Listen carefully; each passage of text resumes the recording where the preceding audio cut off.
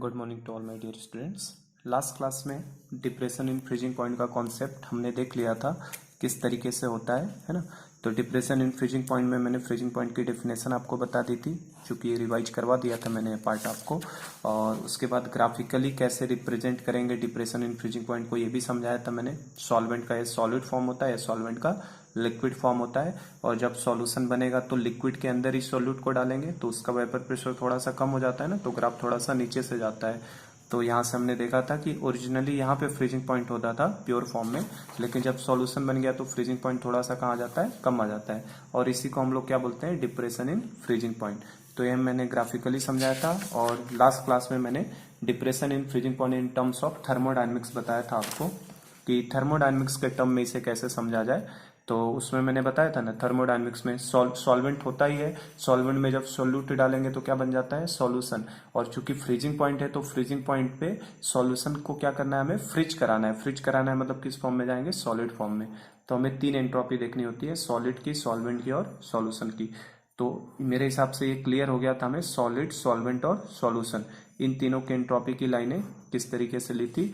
और it is similar to the elevation in boiling point, उसमें जैसे मैंने समझाया था सेम टू सेम उसी पैटर्न में इसे भी मैंने आपको समझाया था। ठीक है, तो इसमें कुछ ज्यादा बताना नहीं है। उसके बाद मैंने बताया था डेल्टा टीवी जैसे मोलालिटी के डायरेक्टली प्रोपोर्शनल होता है, वैसे ही डेल्टा टीएफ क्या होता है, मोलालिटी के प्रोपोर्शनल होता है।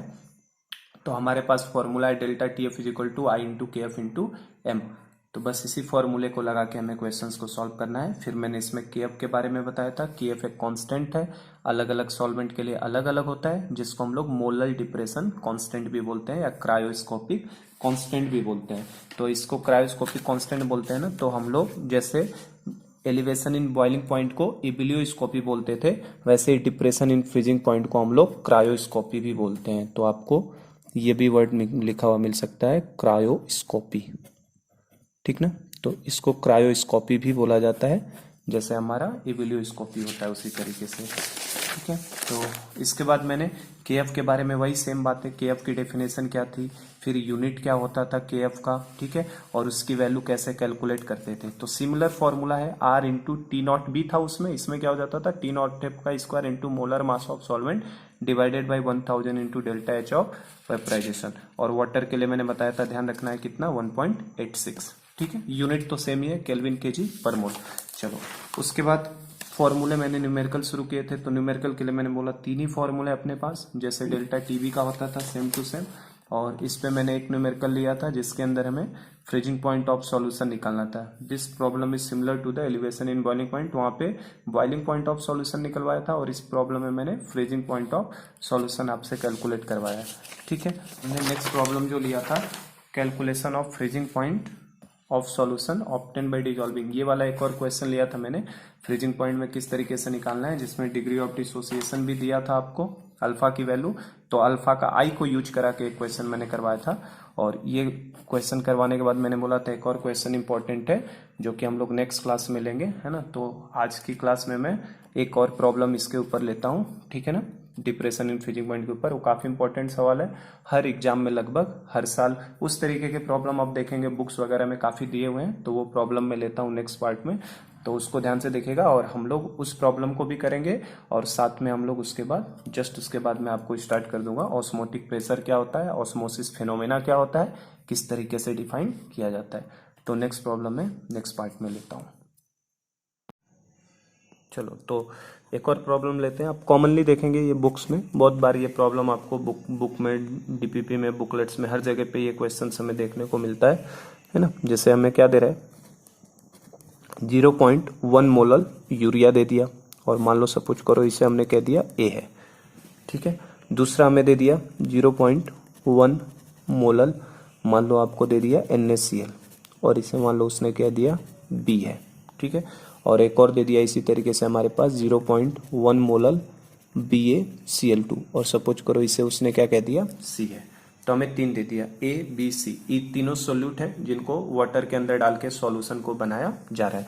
तो सब मैं बता देता हूँ। हमसे क्वेश्चन बस बोला है ऑर्डर ऑफ, क्या क्या किसका किसका ऑर्डर हमसे पूछ रहा है, RLVP का ऑर्डर बताइए क्या होगा, ठीक है, सबसे पहला क्वेश्चन। सेकंड पूछ रहा है हमसे वेपर प्रेशर का ऑर्डर बताइए। थर्ड हमसे पूछ रहा है डेल्टा टीवी का ऑर्डर बताइए। फोर्थ हमसे पूछ रहा है टीबी, बॉइलिंग पॉइंट का ऑर्डर बताइए। हमसे अगला पूछ रहा है डेल्टा टीएफ, ठीक है, डिप्रेशन इन फ्रीजिंग पॉइंट का बताइए। और हमसे एक क्लास पूछ रहा है फ्रीजिंग पॉइंट। ऑस्मोटिक प्रेशर मैं इसमें नहीं ले रहा हूँ क्योंकि वो हमने अभी पढ़ा नहीं हो, जब पढ़ेंगे तो उसको भी इस तरीके के प्रॉब्लम उसमें भी आते हैं, तो एक करवा दूंगा वहां पे। अभी क्वेश्चन समझे। 0.1 मोलर यूरिया दिया है, 0.1 मोलर NaCl दिया है, 0.1 मोलर BaCl2 दिया है। मोलर भी हो, मोलरिटी हो ना, कैपिटल M भी दे दे तो कोई फर्क नहीं पड़ता है, मोलरिटी या मोललिटी, है ना, जिसकी मोलरिटी ज्यादा उसकी मोललिटी भी ज्यादा ही होती है। तो देखो इस तरीके के प्रॉब्लम को करने का तरीका क्या होता है, इस एक बार यूरिया दे दिया, एक बार NaCl दे दिया और एक बार BaCl2, और हमसे RLVP relative lowering of vapour pressure का order, delta TB, delta TF और टीएफ, इन सब का ऑर्डर पूछ रहा है, इनके बारे में बताओ क्या होगा। ऐसे क्वेश्चंस को करने का सिंपल तरीका ये, पहले तो आप मोलालिटी चेक करो, सबकी मोलालिटी सेम दे दी है क्या, ठीक है कोई बात नहीं। अब वांटा फैक्टर निकाल लिया करो, इसका वांटा फैक्टर यूरिया के लिए आई की वैल्यू कितनी होगी 1, NaCl के लिए वांटा फैक्टर, चूंकि डिग्री ऑफ डिसोसिएशन नहीं दिया है तो NaCl 2 आयंस में टूटेगा, Na प्लस और Cl माइनस, तो आई की वैल्यू कितनी 2, और BaCl2 का भी डिग्री ऑफ डिसोसिएशन नहीं दिया, आई की वैल्यू कितनी 3, क्योंकि एक बेरियम आयन टूटेगा और 2 क्लोराइड आयन, तो 2 और 1 कितना 3। तो देखो आई निकल गया तीनों का ना। अब relative lowering of vapour pressure को देखो कैसे करोगे, तो relative lowering of vapour pressure किसके बराबर होता था, आई इंटू एक्स भी हो जाता था, है ना। Relative lowering of vapour pressure is equal to the mole fraction of solute होता था, तो उसमें हम लोग अभी वांटा फैक्टर का रोल आया, तो मैंने बताया था ना सोल्यूट के मोल्स बढ़ जाते हैं डालने के बाद, तो आई से क्या कर दिया मल्टीप्लाई। अच्छा, और ये जो मोल फ्रैक्शन ऑफ सोल्यूट होता है it is directly proportional to molality ही होता है क्या, जिसका जितना ज्यादा मोलालिटी होगा उसका मोल फ्रैक्शन भी उतना ही ज्यादा होगा, क्योंकि अगर सोल्यूट का मोल फ्रैक्शन ज्यादा होने का मतलब सोल्यूट के मोल्स ज्यादा हैं, और सोल्यूट के मोल्स ज्यादा होंगे तो उसकी मोलालिटी भी क्या होगी ज्यादा।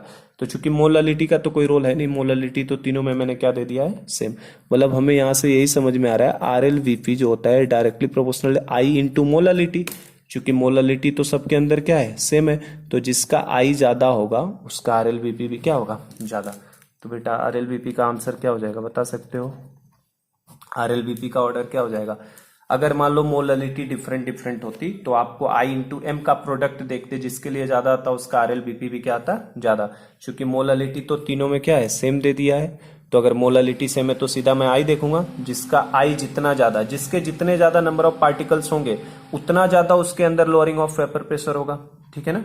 तो इसका मतलब RLVP का ऑर्डर क्या हो जाएगा, सबसे ज्यादा RLVP किसका आएगा, सबसे ज्यादा lowering of vapour pressure C में होगा, क्योंकि उसके आई की वैल्यू कितनी है 3, उससे कम B, और सबसे कम relative lowering of vapour pressure किसमें होगा A में, क्योंकि देखो इसका तो यूरिया का एक ही रहेगा, NaCl 2 में टूटेगा, BaCl2 3 में, ठीक है ना। तो relative lowering of vapour pressure का ऑर्डर CBA हो जाएगा, ठीक। सेकंड देखो वेपर प्रेशर का अगर हमसे ऑर्डर पूछा होता तो ये समझ गए ना क्या करना है, I इंटू एम देखना है, अगर मोलालिटी सबका सेम है तो सीधा I को देख लो, I को कंपेयर करो, जिसका जितना ज्यादा I होगा उसका लोअरिंग ऑफ वेपर प्रेशर उतना ही ज्यादा। वेपर प्रेशर की बात करोगे तो वेपर प्रेशर तो क्या होता है, जिसके अंदर relative lowering of vapour pressure जितना ज्यादा हो जाएगा उसका वेपर प्रेशर तो उतना ही बढ़ जाएगा ना, क्योंकि वेपर प्रेशर जो है relative lowering of vapour pressure के क्या होगा inversely proportional. Relative lowering of vapour pressure जितना कम होगा उस सब्सटेंस का वेपर प्रेशर उतना ही क्या होगा ज्यादा, तो इसके हिसाब से ऑर्डर क्या आ जाएगा ABC, ठीक है ना। ये समझे क्या, जिसका लोअरिंग ऑफ वेपर प्रेशर जितना कम होगा, ये वैल्यू जितनी कम होगी, जितना लोअरिंग कम होगा उसका वेपर प्रेशर तो उतना ही ज्यादा बनेगा ना। जो चीज में लोअरिंग कम हो रही है इसका मतलब उसका वेपर बनने का टेंडेंसी ज्यादा है, तो relative lowering of vapour pressure जिसका जितना कम होता है उसका वेपर प्रेशर उतना ही ज्यादा बनेगा, क्योंकि वो उतना ज्यादा वेपर में कन्वर्ट होना चाहेगा। तो आंसर क्या हो जाएगा ABC। थर्ड देखो कैसे करोगे, डेल्टा टीबी का ऑर्डर, तो डेल्टा टीबी के लिए क्या करना है ये तो समझ गए ना, वेपर प्रेशर जो होता है RLVP के क्या होता है इनवर्सली प्रोपोर्शनल, जिसका लोअरिंग ऑफ वेपर प्रेशर जितना ज्यादा होता है उसका वेपर प्रेशर उतना कम, जितना लोअरिंग ज्यादा हो जाएगा तो वेपर प्रेशर भी तो कम हो जाएगा, लेकिन अगर relative lowering of vapour pressure कम है तो वेपर प्रेशर ज्यादा बनेगा। डेल्टा टीबी कैसे करोगे, तो हमें डेल्टा टीबी का तो फॉर्मूला मालूम ही है, क्या है formula I into KB into M. Delta TB का फॉर्मूला क्या होता है I into KB into M. तो चूंकि सॉल्वेंट तो सबके लिए सेम है, सॉल्वेंट नहीं दिया है तो यहाँ से ये भी दिख रहा है, देखो delta TB is directly proportional to I into M, चूंकि यहाँ भी मुझे दिख रहा है मोलालिटी तो सबके लिए क्या दिया है सेम, अगर सेम नहीं होता तो प्रोडक्ट से डिसाइड करते हैं। तो जिसका आई ज्यादा उसका डेल्टा टी भी ज्यादा, तो आंसर क्या हो जाएगा सी बी ए। जिसका आई ज्यादा उसका डेल्टा टीबी भी ज्यादा, तो सी बी ए। ठीक है, चलो अगला देखो, टीबी का ऑर्डर टीबी का ऑर्डर कैसे निकालोगे? तो टीबी के लिए बेटा क्या होता है, टीबी का फॉर्मूला अभी हमने पढ़ा ही है। डेल्टा टीबी का पहले फॉर्मूला बताओ। डेल्टा टीबी क्या होता है? Elevation in boiling point. Delta TB क्या होता है? Elevation in boiling point. तो एलिवेशन इन बॉइलिंग पॉइंट किसके बराबर होता है? हमारा जो प्योर फॉर्म में है उससे ज्यादा हो जाता है ना। एलिवेशन होने का मतलब क्या होना? बढ़ जाना। तो बढ़ जाने का मतलब क्या हो जाएगा हमारे लिए? Elevation in boiling point. तो एलिवेट करने का मतलब delta TB is equal to जो सॉल्यूशन का होगा वो थोड़ा ज्यादा हो जाएगा किससे? प्योर से। तो ये किसके बराबर होता है? TB minus T naught B. Elevation in boiling point is equal to TB minus T naught B. तो यहां से हमसे तो टीबी का ऑर्डर पूछा है ना, तो टीबी इज इक्वल टू क्या होगा बताओ? टीबी इज इक्वल टू क्या लिख सकते हैं? Delta TB plus T naught B. ठीक है क्या? TB is equal to delta TB plus T naught B. अब मुझे बताओ टी नॉट बी सॉल्यूशन का तो फिक्स है, ये वैल्यू तो सबके लिए क्या होनी है? सेम। तो जिसका डेल्टा टीबी जितना ज्यादा होगा उसका टीबी भी उतना ही ज्यादा होगा। इसका मतलब जो टीबी होता है it is directly proportional to किसके होता है? डेल्टा टीबी के। ठीक है ना। एलिवेशन इन बॉइलिंग पॉइंट उतना ही ज्यादा होगा। जितना ज्यादा एलिवेशन इन बॉइलिंग पॉइंट होगा उतना ही ज्यादा उस सॉल्यूशन का क्या होता जाएगा? बॉइलिंग पॉइंट होता जाएगा। तो boiling point of solution is directly proportional to elevation in boiling point. एक सॉल्यूशन में 5 डिग्री सेंटीग्रेड का है एलिवेशन, एक में 7 डिग्री सेंटीग्रेड का है। तो जिसमें 7 डिग्री सेंटीग्रेड का है उसका बॉइलिंग पॉइंट ऑफ सॉल्यूशन भी तो बढ़ गया ना। तो देखो delta TB is equal to TB minus T naught B, और टीबी इज इक्वल टू क्या होता है? Delta TB plus T naught B. तो टी नॉट बी तो तीनों में सेम रहने वाला है सबके लिए। ठीक है, टी नॉट बी क्या है? सॉल्यूशन का सेम। तो जिसका डेल्टा टीबी जितना ज्यादा होगा उसका टीबी भी क्या होगा? उतना ही ज्यादा। तो ये दोनों डायरेक्टली प्रोपोर्शनल है। तो टीबी का ऑर्डर में तो कुछ समझाना ही नहीं मुझे, क्या हो जाएगा आंसर फिर? सी बी ए। जिसका टीबी ज्यादा उसका, जिसका डेल्टा टीबी ज्यादा उसका टीबी भी ज्यादा। डेल्टा टीएफ के बारे में क्या कहोगे? तो ये भी तो सिमिलर ही है ना। देखो delta TF is equal to क्या? I into K F into M. तो आपका के एफ तो तीनों के लिए सेम है, चाहे किसी को किसी सॉल्यूशन में डाल दो, है ना। सॉल्यूशन तो सेम है तो के एफ सेम है। तो इसका मतलब delta T F is directly proportional किसके? आई इंटू एम के। ठीक है, और एम क्या है? मोलालिटी। तो मोलालिटी तो क्या है? सेम। तो डेल्टा टी एफ भी डायरेक्टली प्रोपोर्शनल किसके आ गया? आई के ना। तो जिसकी आई ज्यादा उसका डेल्टा टी एफ ज्यादा। चूंकि मोलालिटी डिफरेंट होती है तो मल्टीप्लाई करके निकालते हैं। तो जिसका आई ज्यादा उसका डेल्टा टी एफ भी ज्यादा। तो क्या हो जाएगा आंसर बताओ? तो डेल्टा टी एफ का आंसर क्या हो जाएगा? जिसका आई ज्यादा उसका डेल्टा टी एफ ज्यादा। तो answer will be C B A. ठीक है ना, सी बी ए इसमें भी आंसर हो जाएगा। लास्ट वाला अच्छा है ना। लास्ट वाला क्या है? Freezing point of solution. तो देखो ये वाला इंपॉर्टेंट है, आप ये ध्यान रखना है ना। फ्रीजिंग पॉइंट का ऑर्डर बस ध्यान रखना, ये इंपॉर्टेंट है बेटा, है ना। इसको समझा देता हूं। देखो फ्रीजिंग पॉइंट ऑफ सॉल्यूशन का कैसे ऑर्डर करोगे? तो फ्रीजिंग पॉइंट का फॉर्मूला क्या था? देखो इसके लिए डेल्टा टीएफ का फॉर्मूला क्या है? Delta TF is equal to क्या? डेल्टा टीएफ को हम लोग लिखते हैं क्या? T naught F minus T F भी लिख सकते हैं, T naught F minus T F. तो यहां से मुझे बताओ T F is equal to क्या होगा? टी एफ मतलब क्या है? फ्रीजिंग पॉइंट ऑफ सॉल्यूशन, उसी का ऑर्डर देखना है ना। तो T F can be written as, T F को इधर भेजोगे तो क्या हो जाएगा? T naught F minus delta T F. T naught F minus delta T F.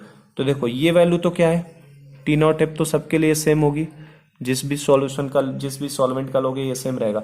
और डेल्टा टी एफ, अब क्या समझे? जिसका डेल्टा टी एफ जितना ज्यादा होगा, ये वैल्यू जितनी ज्यादा होगी, ये टी एफ उतना ही क्या होगा? कम होगा ना। मान लो ये वैल्यू फिक्स है कितनी? 0। ये एक के लिए मान लो 5 आई और दूसरे के लिए 7 आई। तो टी एफ एक बार -5 आएगा, एक बार टी एफ कितना आएगा? -7। तो -5 तो -7 से बड़ा होता है ना। तो इसका मतलब जिसका डेल्टा टी एफ जितना ज्यादा बड़ा होगा उसके टी एफ की वैल्यू उतनी क्या होगी? कम। तो इसका मतलब जो टी एफ होता है, T F it is inversely proportional to होता है डेल्टा टी एफ के। ध्यान रखना, टी एफ जो होता है it is inversely proportional to किसके? डेल्टा टी एफ के। तो ये बेटा ये वाला इंपॉर्टेंट है, ये ध्यान रखना। टी एफ, जिसका जितना ज्यादा डेल्टा टी एफ उसके टी एफ की वैल्यू क्या होगी? तो ध्यान रखिएगा ये फ्रीजिंग पॉइंट ऑफ सॉल्यूशन है और ये डिप्रेशन इन फ्रीजिंग पॉइंट है। और यहाँ पे ये देखो डेल टीबी जो था वो डेल्टा टीबी के डायरेक्टली प्रोपोर्शनल था, लेकिन जो टीएफ होता है वो डेल्टा टीएफ के क्या होता है, इनवर्सली प्रोपोर्शनल होता है। जिसका जितना ज्यादा डेल्टा टीएफ उसकी टीएफ की वैल्यू उतनी ही कम। डेल्टा टीएफ अगर बढ़ेगा, ठीक है ना, डिप्रेशन इन फ्रीजिंग पॉइंट बढ़ेगा तो सॉल्यूशन का फ्रीजिंग पॉइंट क्या होगा, उतना ही घटेगा, ठीक है ना। तो ये ध्यान रखना, ये इंपॉर्टेंट है। तो सब में सी बी या ऑर्डर आएगा, लेकिन इसका ऑर्डर क्या आ जाएगा, ए बी एंड सी। जिसका डेल्टा टीएफ जितना ज्यादा उसके टीएफ की वैल्यू उतनी ही कम। तो ठीक है बेटा, ये वाला प्रॉब्लम क्लियर हो गया आपको, है ना, कि कैसे फ्रीजिंग पॉइंट का जो ऑर्डर आता है वो ध्यान रखना है ना। डेल्टा टीएफ के जस्ट क्या होता है, इनवर्सली प्रोपोर्शनल होता है। तो ये थोड़ा ध्यान रखना, काफी अच्छा प्रॉब्लम है ये। इस तरीके का प्रॉब्लम जनरली एग्जाम्स में हमसे पूछे जाते हैं, ठीक है। तो नेक्स्ट हम लोग टॉपिक स्टार्ट करते हैं हमारा ऑस्मोटिक प्रेशर। तो नेक्स्ट टॉपिक मैं लेता हूँ, क्योंकि हमने 3 कोलिगेटिव प्रॉपर्टी पढ़ ली। कौन कौन से पढ़ लिया हमने, elevation in boiling point, relative lowering of vapour pressure और डिप्रेशन इन फ्रीजिंग पॉइंट। और थर्ड टॉपिक हम लोग आज स्टार्ट कर रहे हैं फोर्थ हमारे पास क्या पढ़ना है, जो फोर्थ हमारे पास कोलिगेटिव प्रॉपर्टी है उसका नाम है ऑस्मोटिक प्रेशर। तो फोर्थ प्रॉपर्टी हम लोग पढ़ने जा रहे हैं ऑस्मोटिक प्रेशर, ठीक है ना। और ऑस्मोटिक प्रेशर को जनरली जो हम लोग दिखाने का तरीका होगा, प्रेशर को इसमें इस चैप्टर के अंदर ऑस्मोटिक प्रेशर को पाई से रिप्रेजेंट करते हैं। किससे दिखाएंगे, पाई से ऑस्मोटिक प्रेशर को रिप्रेजेंट किया जाएगा। तो मैं आपको ऑस्मोटिक प्रेशर समझाने से पहले मैं आपको ऑस्मोसिस समझाना चाहता हूँ। ऑस्मोसिस फेनोमेना क्या होती है, और ऑस्मोसिस के साथ ही साथ मैं डिफ्यूजन भी समझा देता हूँ। तो चलो पहले हम लोग 2 चीजें समझ लें। एक तो हम लोग समझते हैं डिफ्यूजन एंड ऑस्मोसिस, कि क्या डिफ्यूजन होता है और क्या ऑस्मोसिस होता है। बाद में हम लोग ऑस्मोटिक प्रेशर पे आएंगे। तो पहले हमारा काम है डिफ्यूजन और ऑस्मोसिस को समझते हैं, ठीक है। तो पहले डिफ्यूजन को देखते हैं, उसके बाद डिफ्यूजन के बाद मैं आपको समझाऊंगा कि ऑस्मोसिस क्या होता है। तो पहले तो डिफ्यूजन समझो। तो देखो डिफ्यूजन तो हम लोगों ने गैसेस स्टेट चैप्टर में पढ़ा था ना, कि डिफ्यूजन क्या होता है।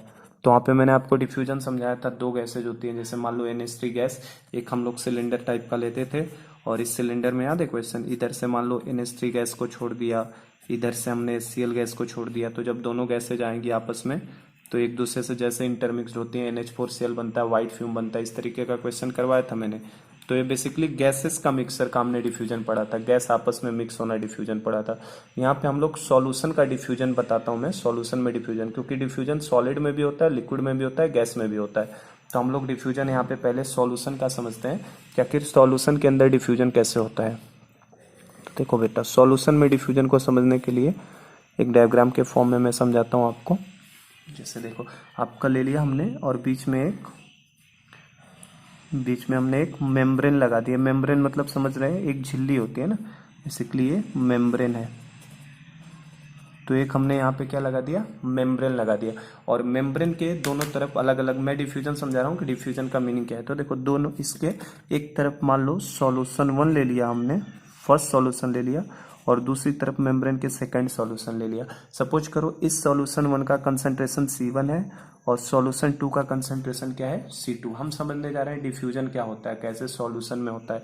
और यहाँ पे एक चीज और मैं बोल देता हूँ, सपोज करिए कि C1 का कंसंट्रेशन जो C1 है, C1 कंसंट्रेशन, C का मतलब मैं क्या बता रहा हूँ, कंसंट्रेशन बता रहा हूँ। तो C1 जो सॉल्यूशन 1 का कंसंट्रेशन है वो सॉल्यूशन 2 से क्या है, ज्यादा है।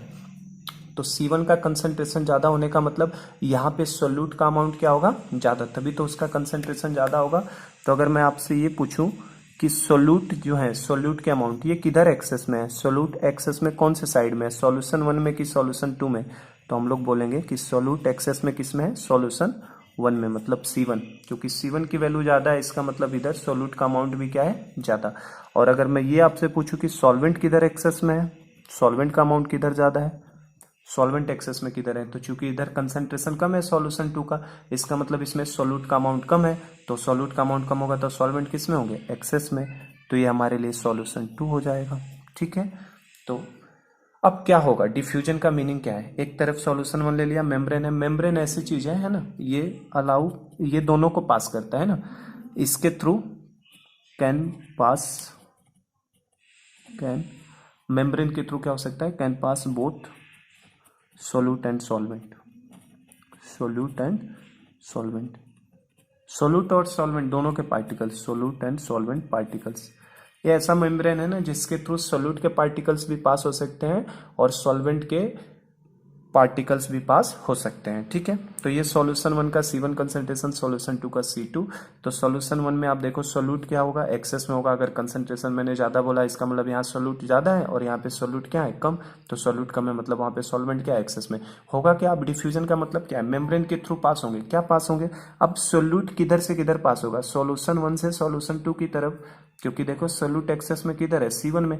तो अगर सोल्यूट एक्सेस में है तो वो सॉल्यूशन 1 से किधर की तरफ पास होना होगा, ये जैसे सोल्यूट का मूवमेंट कैसा दिखाई देगा हमें, सॉल्यूशन 1 से सॉल्यूशन 2 की तरफ कौन से पार्टिकल्स जाएंगे, सोल्यूट के पार्टिकल्स। और सॉल्वेंट के पार्टिकल्स कहां से कहां जाएंगे, तो चूंकि सॉल्वेंट सॉल्यूशन 2 में एक्सेस में है तो सॉल्यूशन 2 से किधर की तरफ मूव होंगे, सॉल्यूशन 1 की तरफ। तो सॉल्वेंट के पार्टिकल्स कहां से कहां मूव होते हुए दिखाई देंगे हमको, C2 से C1 की तरफ। अच्छा, अगर मैं आपसे ये पूछूं क्या केवल सॉल्वेंट C2 से C1 की तरफ जाएंगे, तो नहीं, सॉल्वेंट के कुछ मॉलिक्यूल C1 से C2 की तरफ भी जाएंगे, क्योंकि ये ऐसा मेम्ब्रेन है जिसके थ्रू सोल्यूट भी पास हो सकता है और सॉल्वेंट भी पास हो सकता है। तो कुछ सॉल्वेंट के मॉलिक्यूल C1 से C2 की तरफ भी जाएंगे और C2 से C1 की तरफ भी जाएंगे, लेकिन जो net movement of solvent particles होगा वो किधर से किधर हमें दिखाई देगा, नेट मूवमेंट C2 से C1 की तरफ, क्योंकि C2 के अंदर सॉल्वेंट किसमें है, एक्सेस अमाउंट में है। तो नेट मूवमेंट अगर कोई बोले तो सॉल्वेंट का किधर से दिखाई देगा, C2 से C1 साइड। और सोल्यूट के पार्टिकल्स चूंकि कंसेंट्रेशन ज्यादा है तो सोल्यूट C1 में ज्यादा है, तो इसका मतलब सोल्यूट का नेट मूवमेंट कहां से कहां होगा, C1 से लेके C2 की तरफ। तो इस प्रोसेस को डिफ्यूजन बोलते हैं। डिफ्यूजन मतलब क्या, मिक्सिंग होना है ना, अब आपस में दोनों सॉल्यूशन। ये डिफ्यूजन प्रोसेस कब तक चलता रहेगा, ये डिफ्यूजन प्रोसेस कब तक होगा, कब तक सोल्यूट इधर से इधर जाएंगे और सॉल्वेंट इधर से इधर होते जाएंगे। तो ये मूवमेंट सोल्यूट का C1 से C2 की तरफ और सॉल्वेंट का C2 से C1 की तरफ तब तक होगा जब तक कि दोनों तरफ का, है ना, बोथ साइड, दोनों तरफ का कंसंट्रेशन सेम ना हो जाए, ठीक ना। जब ये प्रोसेस कब तक चलता रहेगा, डिफ्यूजन प्रोसेस, जब तक दोनों तरफ का कंसंट्रेशन सेम ना हो जाए, मतलब C1 बराबर जब तक C2 नहीं हो जाएगा तब तक ये मूवमेंट होता रहेगा। तो इसी प्रोसेस को क्या बोलते हैं, डिफ्यूजन। तो अगर दोनों तरफ का कंसंट्रेशन सेम हो गया, C1 से C1 बराबर C2 हो गया अगर, तो ये क्या हो जाएगा, इनका मूवमेंट नेट रुक जाएगा। तो ये हमारे लिए बेसिकली क्या था, डिफ्यूजन। डिफ्यूजन मतलब सोल्यूट का भी मूवमेंट होना और सॉल्वेंट का भी मूवमेंट होना, और तब तक मूवमेंट होता रहेगा जब तक दोनों तरफ का कंसंट्रेशन सेम ना हो जाए, ठीक। तो ये बेटा हमारा मीनिंग था किसका, डिफ्यूजन। अब इसी से ऑस्मोसिस आता है ना। तो पहले अब डिफ्यूजन मेरा काम था समझाने का कि डिफ्यूजन क्या है। अब मैं आपको ऑस्मोसिस समझाता हूँ कि देखो ऑस्मोसिस क्या होता है ना। तो ऑस्मोसिस जस्ट इसके पैरेलल ही होता है। देखिए ऑस्मोसिस में बस थोड़ा सा एक डिफरेंस है आपका, ऑस्मोसिस के अंदर भी सेम वही काम करना है हमें। अब देखो ऑस्मोसिस फिनोमेना को समझा रहा हूं मैं। ऑस्मोसिस के अंदर भी हमने एक मेम्ब्रेन डाला है, लेकिन ये एक स्पेशल टाइप का मेम्ब्रेन है ना, ये नॉर्मल तरीके का मेम्ब्रेन नहीं है। इस मेम्ब्रेन को हम लोग बोल रहे हैं SPM। SPM सुना होगा आपने, है ना। SPM का मतलब क्या होता है, सेमी परमिएबल मेम्ब्रेन। SPM मतलब क्या है, सेमी परमिएबल मेम्ब्रेन। SPM मतलब सेमी परमिएबल मेम्ब्रेन, ठीक है ना। तो ये क्या है, SPM है। अब इसमें भी वही काम करना, ऑस्मोसिस को मैं समझा रहा हूं क्या होता है। देखो इसमें भी इस साइड में सॉल्यूशन 1 है हमारे पास और इस साइड में सॉल्यूशन 2 है, ठीक है। इसका कंसंट्रेशन C1 है और इसका कंसंट्रेशन कितना है, C2।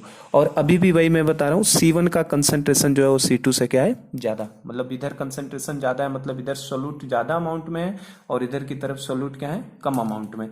तो यहाँ भी अगर मुझसे कोई पूछे तो यहाँ पे सोल्यूट जो होगा, सोल्यूट किस साइड में एक्सेस में दिखाई देंगे आपको, सोल्यूट किस साइड में एक्सेस में दिखाई देंगे, C1 साइड में, ठीक है ना। C1 में ज्यादा होंगे क्योंकि ये कंसंट्रेशन ज्यादा है। और सॉल्वेंट पूछूं एक्सेस में कहाँ पे दिखाई देंगे, तो सॉल्वेंट एक्सेस में कहाँ पे होंगे, सॉल्वेंट जो है वो एक्सेस में कहाँ पे होंगे, हमारे C2 साइड में, ठीक है बेटा। एक सेकेंड, ठीक है बेटा।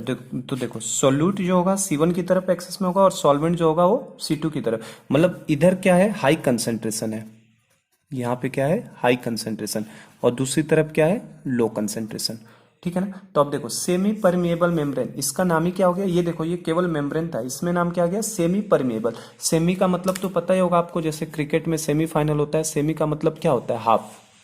सेमी का मतलब क्या होता है? हाफ। मतलब ये एक ऐसा मेम्ब्रेन होगा जो आधा काम करेगा, केवल आधा काम करेगा। आधा काम करने का मतलब क्या? ये मेम्ब्रेन के थ्रू सोल्यूट भी पास हो रहे थे और सॉल्वेंट भी पास हो रहे थे, दोनों पार्टिकल्स पास हो रहे थे इस मेम्ब्रेन के थ्रू। सेमी परमेएबल मेम्ब्रेन एक ऐसा मेम्ब्रेन होता है जिसके थ्रू, एक स्पेशल टाइप का मेम्ब्रेन है जो केवल और केवल सॉल्वेंट पार्टिकल्स को पास करने देता है। क्योंकि आप अभी बोल रहे हैं सेमी मतलब क्या? आधा। आधा होने का मतलब कोई आधा काम होगा। आधा काम होने का मतलब या तो इसके में इसके थ्रू सोल्यूट पार्टिकल्स पास हो रहे होंगे, क्रॉस हो रहे होंगे, या तो सॉल्वेंट पार्टिकल्स क्रॉस हो रहे होंगे। अब मुझे साइज की बात बताओ, अगर मैं पूछूं सोल्यूट है और सॉल्वेंट है तो साइज के बारे में किसकी साइज बड़ी होगी? सोल्यूट की साइज बड़ी होती है कि सॉल्वेंट की साइज बड़ी होती है? तो हमें पता है कि सोल्यूट पार्टिकल्स की साइज तो हमेशा क्या होगी? सॉल्वेंट से बड़ी होगी। तो अगर इसने सोल्यूट पार्टिकल्स को पास करा दिया तो सॉल्वेंट तो पास हो ही जाएगा। इसका मतलब तब वो सेमी परमिएबल मेम्ब्रेन नहीं है। इसका मतलब इसके थ्रू केवल एक चीज पास होनी है। अगर समझे क्या कह रहा हूं मैं, क्या कहना चाहता हूं? देखो, जो सोल्यूट का साइज होता है it is greater than solvent के साइज से, ठीक है ना? तो अगर सोल्यूट पार्टिकल्स पास हो जाएगा इसके थ्रू तो सॉल्वेंट तो आसानी से पास हो जाएगा, क्योंकि वो उसकी साइज क्या है? सोल्यूट से तो छोटी होती है।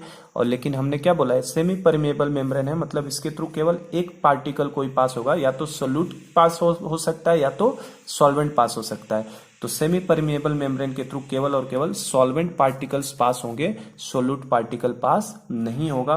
क्योंकि अगर सोल्यूट को पास हो गया तो सॉल्वेंट तो पास हो ही जाता, क्योंकि साइज में छोटा है। तो इसके थ्रू बेटा केवल और केवल किसका मूवमेंट होता है? सॉल्वेंट का। इसका मतलब अगर मैं पूछूं, सोल्यूट तो इधर से ज्यादा है ना, तो एक्चुअल में मूवमेंट सोल्यूट का किधर होना चाहिए था? C1 से C2 की तरफ, क्योंकि सोल्यूट एक्सेस में थे, C1 में हाई कंसंट्रेशन में।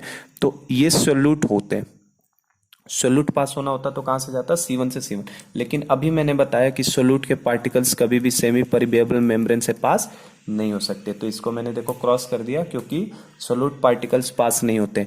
अब लेकिन सॉल्वेंट पार्टिकल्स तो पास होंगे ही, और सॉल्वेंट पार्टिकल्स का नेट मूवमेंट किधर से किधर दिखाई देगा? सॉल्वेंट एक्सेस में किधर है? C2 में। तो लो कंसंट्रेशन से किधर की तरफ दिखाई देगा? High concentration. ये C2 क्या है? लो कंसंट्रेशन में ना, सॉल्वेंट ज्यादा है, तो ये पास होंगे किधर? हाई कंसंट्रेशन की तरफ। तो देखो सॉल्वेंट पार्टिकल्स का मूवमेंट हमें दिखाई देने वाला है किधर से? From low concentration to high concentration. समझे क्या बात को? तो ये सेमी परमिएबल मेम्ब्रेन है जिसका केवल और केवल काम क्या है? किसको अलाउ करना? सॉल्वेंट को पास करता है। सोल्यूट पार्टिकल्स उससे कभी भी पास नहीं हो सकते। और आपसे अगर ये पूछूं कि क्या सॉल्वेंट पार्टिकल्स केवल C2 से C1 की तरफ जाएंगे, तो ये भी गलत है ना। सॉल्वेंट पार्टिकल्स C1 से C2 की तरफ भी जाएंगे और C2 से C1 की तरफ भी जाएंगे, पर जो नेट मूवमेंट होगा सॉल्वेंट पार्टिकल्स का वो किधर से किधर दिखाई देगा हमें? लो कंसंट्रेशन से हाई कंसंट्रेशन की तरफ। जो नेट मूवमेंट की अगर बात करो तो एक्चुअल जो नेट मूवमेंट होगा वो कहां से कहां होगा? लो कंसंट्रेशन से हाई कंसंट्रेशन की तरफ होगा, ठीक है? लो कंसंट्रेशन से हाई कंसंट्रेशन की तरफ। पर ऐसा कुछ नहीं है कि यहां से कुछ पार्टिकल्स इस साइड मूव नहीं होंगे, यहां से भी कुछ पार्टिकल्स मूव होंगे, और इस साइड से तो खैर कंसंट्रेशन कम है तो यहां से तो मूव होंगे ही, क्योंकि सॉल्वेंट के मॉलिक्यूल्स पार्टिकल्स ज्यादा हैं। लेकिन नेट मूवमेंट की बात करोगे तो C2 से C1 दिखाई देगा, पर मूवमेंट दोनों तरफ होता है। जैसे एक बार जेई में पूछ लिया था, एक तरफ सॉल्यूशन ए दिया था, एक तरफ सॉल्यूशन बी, और हमसे ऑप्शन में पूछ लिया था, सेमी परमेएबल मेम्ब्रेन डाला था, हमसे पूछा था कि सॉल्वेंट पार्टिकल्स ए से बी की तरफ जाएंगे, बी ऑप्शन में था कि बी से ए की तरफ जाएंगे, सी ऑप्शन में था ए से बी की तरफ भी जाएंगे, बी से ए की तरफ भी जाएंगे। तो हमारे लिए थर्ड ऑप्शन सही था कि सॉल्वेंट पार्टिकल्स का जो मूवमेंट होगा वो दोनों तरफ हो सकता है, C1 से C2 की तरफ भी, C2 से C1 की तरफ भी। पर जो नेट मूवमेंट हमें दिखाई देगा वो कहां से दिखाई देगा? C2 से C1 की तरफ, from low concentration to high concentration. तो यही जो बेटा, यही जो नेट स्पॉन्टेनियस मूवमेंट हो रहा है, इसके लिए हम लोग कुछ नहीं कर रहे हैं, ये खुद मूवमेंट हो रहा है। सॉल्वेंट पार्टिकल्स का जो मूवमेंट होता है ना, लो कंसंट्रेशन से हाई कंसंट्रेशन की तरफ जो मूवमेंट होता है ना, उसी को हम लोग क्या बोल देते हैं? ऑस्मोसिस। ये खुद हो रहा है स्पॉन्टेनियसली, हमें इसमें कुछ कराने की जरूरत नहीं है। तो पहले मैं आपको एसपीएम की डेफिनेशन बता दूं कि एसपीएम क्या है? सेमी परमेएबल मेम्ब्रेन एक ऐसा स्पेशल टाइप मेम्ब्रेन है जो केवल और केवल सॉल्वेंट पार्टिकल को अलाउ करता है। और फिर ऑस्मोसिस की डेफिनेशन हम लोग देखेंगे। ऑस्मोसिस में क्या होगा? Net spontaneous movement of solvent particles होगा कहां से? From low concentration to high concentration, ठीक है? या अगर हमने ले लिया, एक तरफ सॉल्यूशन ले लोगे, एक तरफ सॉल्वेंट ले लोगे, तो सॉल्यूशन ले लिया और इधर क्या ले लोगे? सॉल्वेंट, तो मूवमेंट किधर दिखाई देगा? तो सॉल्वेंट से सॉल्यूशन साइड में दिखाई देगा, क्योंकि सॉल्वेंट और एक तरफ सॉल्यूशन एक तरफ सॉल्वेंट है, तो सॉल्वेंट में प्योर सॉल्वेंट पार्टिकल्स हैं, तो मूवमेंट कहां से दिखाई देगा? सॉल्वेंट से सॉल्यूशन साइड की तरफ। तो उसको हम लोग क्या बोल देते हैं? ऑस्मोसिस बोल देते हैं। तो एसपीएम की डेफिनेशन और ऑस्मोसिस की डेफिनेशन मैं नेक्स्ट पार्ट में लेता हूं। तो ठीक बेटा, ये समझ गया हम लोग ना, लो कंसंट्रेशन से हाई कंसंट्रेशन की तरफ जो मूवमेंट होता है इसी को ऑस्मोसिस बोला जाएगा, इसी फेनोमेना को। और एसपीएम अगर कोई मुझे पूछे तो एसपीएम क्या है, एक ऐसा स्पेशल टाइप मेम्ब्रेन है जो केवल और केवल मूवमेंट ऑफ सॉल्वेंट पार्टिकल्स को अलाउ करता है। तो मैं पहले एसपीएम की डेफिनेशन यहाँ पे लिख देता हूँ। एसपीएम किसको बोलोगे आप, एसपीएम। तो एसपीएम का मतलब है बेटा special type of membrane, special type of membrane, special type of membrane, एक स्पेशल टाइप का मेम्ब्रेन है विच अलाउज, ये 1 नंबर का बोर्ड में डेफिनेशन आ सकता है, 12th का चैप्टर है चूंकि, तो बोर्ड में भी डेफिनेशन वगैरह आएंगे, तो अच्छे से डेफिनेशन को समझिए और लिखते रहेंगे हम लोग, ठीक है। It is a special type of membrane which allows the movement of only, यहाँ से केवल कौन सी चीज मूव हो सकती है, which allows only, which allows the movement of only, क्या जा सकता है इससे, क्या सॉलिड पार्टिकल्स आ सकता है, नहीं, केवल और केवल सॉल्वेंट पार्टिकल्स आ सकता है, ठीक है। Special type of membrane which allows the movement of only solvent particles through it,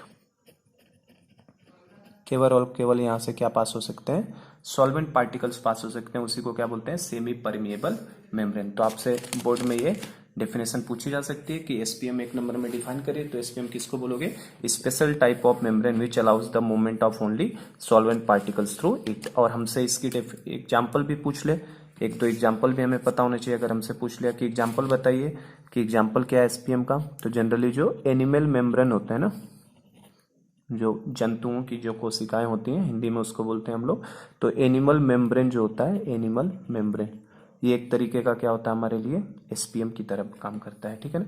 animal membrane हो गया। और आपसे एक आर्टिफिशियल कोई पूछ ले तो आर्टिफिशियल ध्यान रखना, Cu2FeCN6, ये आर्टिफिशियल मेम्ब्रेन है ना।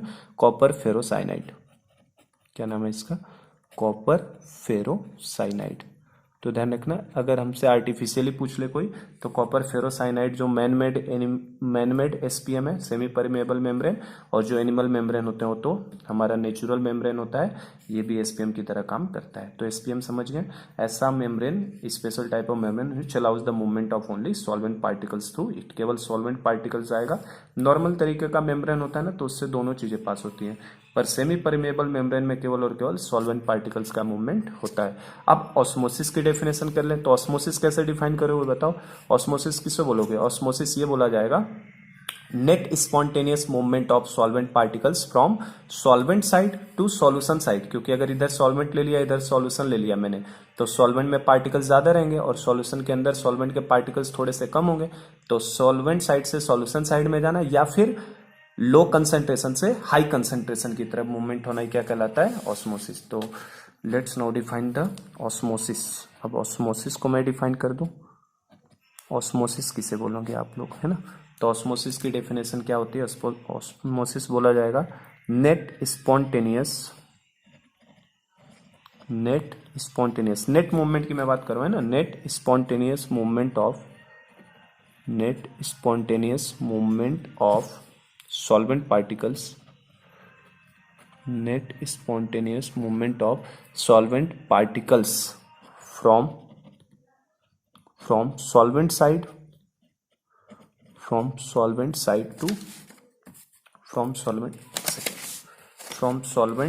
to solution side, है ना, from solvent side to solution side, net spontaneous movement of solvent particles from solvent side to solution side, और क्या बोल सकते हैं, और फ्रॉम सॉल्यूशन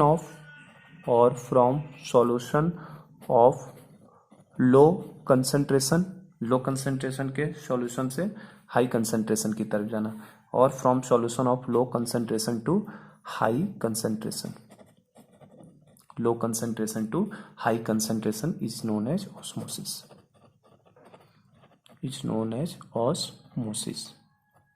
तो क्या हम लोग समझ गए कि क्या है definition, net spontaneous movement solvent particles का from solution side to solvent side, उल्टा बोलिए, solvent side to solution side, क्योंकि सॉल्वेंट में क्या होते हैं, देखो नेट स्पॉन्टेनियस मूवमेंट होना चाहिए किसका, सॉल्वेंट पार्टिकल्स का, ये ध्यान रखना है ना। सोल्यूट नहीं मूव होता क्योंकि सोल्यूट साइज में बड़ा है, अगर सोल्यूट पास होने लगेगा तो सॉल्वेंट ऑटोमेटिक पास हो जाएगा ना। लेकिन सेमी परमेबल मेम्ब्रेन का मतलब ही है, सेमी मतलब एक चीज होनी चाहिए कोई। तो नेट स्पॉन्टेनियस मूवमेंट कहां से होता है, सॉल्वेंट पार्टिकल का होता है, किधर से, solvent side to solution side, solvent side से किधर जाएगा, सॉल्यूशन साइड, या from solution of low concentration to high concentration. तो इसका मतलब देखो, सॉल्वेंट साइड से किधर की तरफ मूवमेंट होगा हमारा, सॉल्यूशन साइड की तरफ, ठीक है ना। तो इसको ऑस्मोसिस बोला जाएगा, सॉल्वेंट साइड से सॉल्यूशन साइड में मूव होना क्या होगा, ऑस्मोसिस। या दूसरी भाषा में अगर कंसेंट्रेशन के टर्म में बोले तो लो कंसेंट्रेशन के सॉल्यूशन से किधर की तरफ मूव होना चाहिए, हाई कंसेंट्रेशन के सॉल्यूशन की तरफ, ठीक है ना। तो लो कंसेंट्रेशन से हाई कंसेंट्रेशन की तरफ का भी जो मूवमेंट होता है ये हमारे लिए क्या है, ऑस्मोसिस है, ठीक है बेटा। तो आई होप कि ऑस्मोसिस की डेफिनेशन क्लियर हो गई क्या है।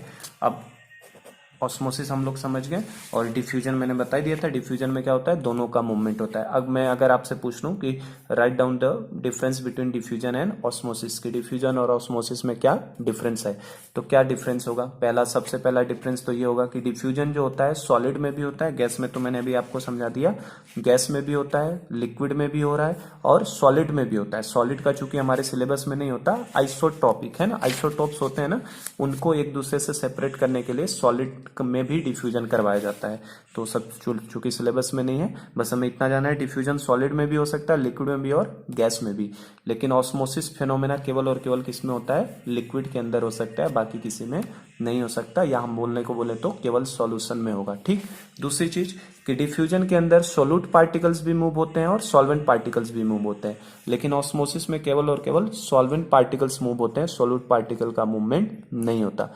थर्ड डिफरेंस की बात करूं तो डिफ्यूजन के अंदर क्या दिखाई देगा, केवल सिंपल तरीके का मेम्ब्रेन होता है, लेकिन ऑस्मोसिस के अंदर एक स्पेशल टाइप का मेम्ब्रेन होता है जिसको हम लोग सेमी परमिएबल मेम्ब्रेन बोलते हैं, ठीक है। और चौथा डिफरेंस जो है कि डिफ्यूजन को बेटा एक बार शुरू हो गया डिफ्यूजन होना तो इसको रोक नहीं सकते हम लोग, डिफ्यूजन को रोका भी नहीं जा सकता और इसको रिवर्स भी नहीं कराया जा सकता, ना रोक सकते हैं ना रिवर्स करा सकते हैं।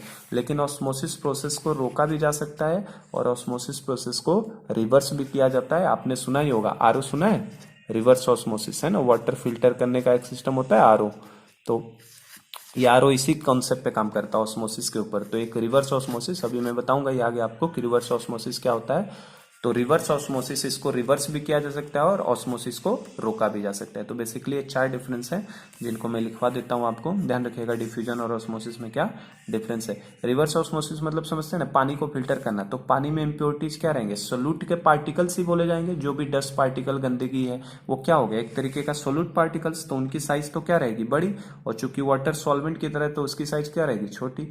तो आपको पता ही है कि उसके सोल्यूट तो कभी ऑस्मोसिस में पास होता नहीं है, तो सोल्यूट के पार्टिकल्स कभी भी गंदगी पास नहीं होते। तो रिवर्स ऑस्मोसिस में आरओ सिस्टम ऑस्मोसिस पे ही काम करता है ना, तो उसमें गंदगी पास नहीं होती, केवल और केवल क्या मूव होता है, वाटर के पार्टिकल्स मूव हो पाते हैं, ठीक है। तो हम लोग अब डिफरेंस लिख लेते हैं, what is the difference between diffusion and osmosis. तो नेक्स्ट पार्ट में ले रहा हूं मैं, ठीक है। इसी पे कर लेते हैं कंटिन्यू, इसको अब कंप्लीट कर ही लेते हैं हम लोग। तो नेक्स्ट हम लोग लिखते हैं डिफरेंस बिटवीन डिफ्यूजन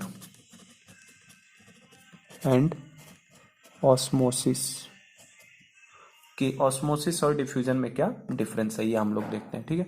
तो इसके लिए बेटा मैं दो कॉलम बना देता हूँ, एक तरफ मैंने डिफ्यूजन लिख दिया और एक तरफ ऑस्मोसिस लिख दिया, ठीक है। तो देखो डिफ्यूजन में अगर बात करो तो डिफ्यूजन में क्या होगा, सबसे पहला पॉइंट तो यही होगा कि जो डिफ्यूजन है ये सबके लिए एप्लीकेबल है, तो हम लोग ये लिखेंगे एप्लीकेबल फॉर ऑल, सबके लिए एप्लीकेबल है, एप्लीकेबल फॉर ऑल, सॉलिड्स के लिए भी, लिक्विड्स के लिए भी एंड गैसेस के लिए भी, सबके लिए एप्लीकेबल है। सॉलिड्स के लिए कैसे, ये आइसोटॉपिक होता है ना, आइसोटॉपिक डिफ्यूजन करवाते हैं हम लोग आइसोटॉप्स को सेपरेट करने के लिए।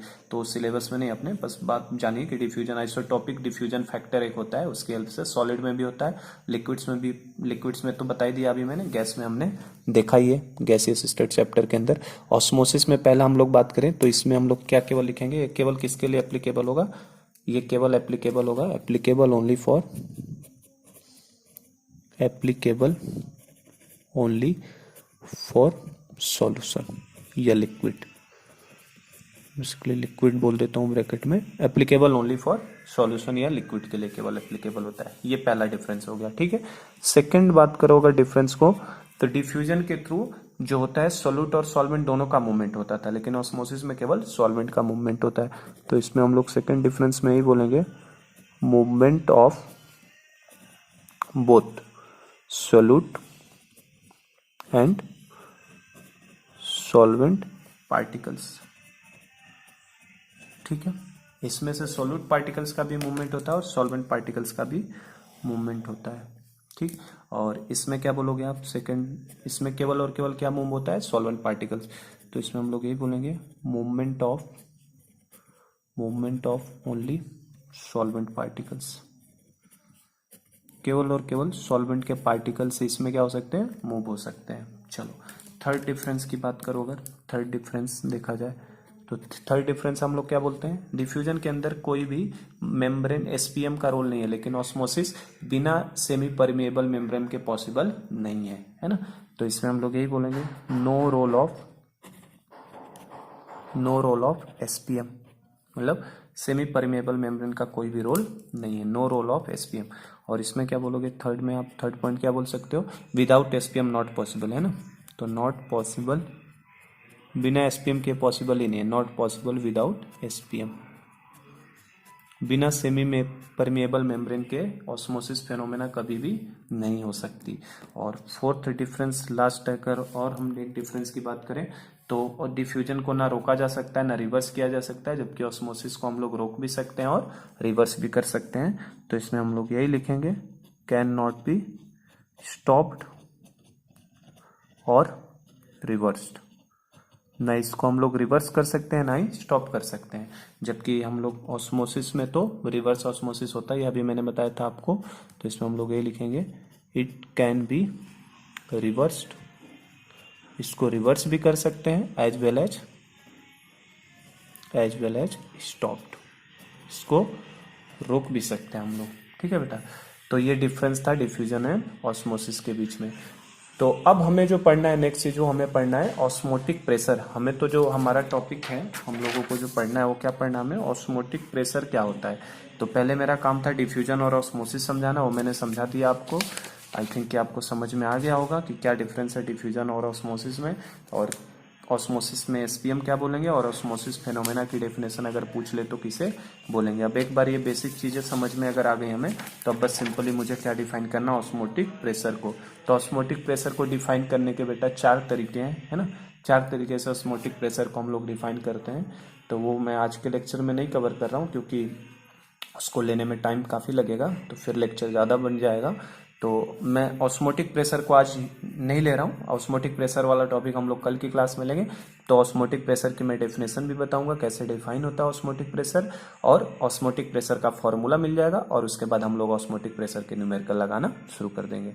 तो ये भी टॉपिक सिंपल सा कल के लेक्चर में कवर हो जाएगा कंप्लीट तरीके से, ठीक है। तो अभी बस बेसिक मैंने आज बता दिया ऑस्मोटिक प्रेशर क्या है, और एक हमने न्यूमेरिकल भी देखा है, और ये न्यूमेरिकल काफ़ी अच्छा प्रॉब्लम है, इसको बेटा अच्छे से आना चाहिए।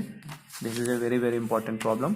इस तरीके के प्रॉब्लम देता है और हमसे ऑर्डर पूछ सकता है किसी भी चीज़ का, तो यहाँ से ऑर्डर, यही क्वेश्चन का ऑर्डर मैं आपको ऑस्मोटिक प्रेशर के टर्म्स में बताऊंगा। एक बार मैं ऑस्मोटिक प्रेशर का फॉर्मूला निकाल दूँ, बता दूँ क्या होता है, उसके बाद, ठीक है। तो आज का लेक्चर मैं स्टॉप करता हूँ, हम लोग इसके आगे कल शुरू करेंगे, ठीक है। Thank you.